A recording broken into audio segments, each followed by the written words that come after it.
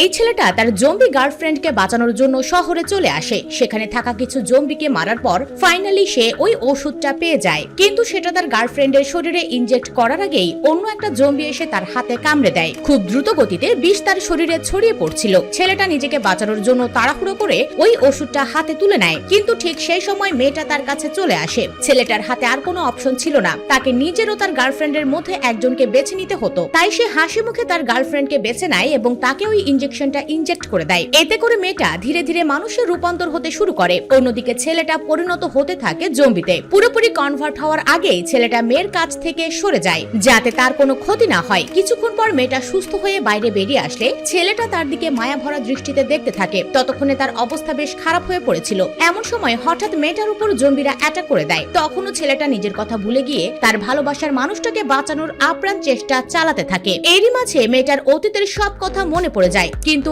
এখন আর তার কিছুই করার নেই। তখনই ছেলেটা এসে মেয়েটার মুখ থেকে টুথ গার্ড খুলে নিজের মুখে লাগিয়ে নেয়, যাতে তার কারণে মেয়েটার কোনো ক্ষতি না হয়।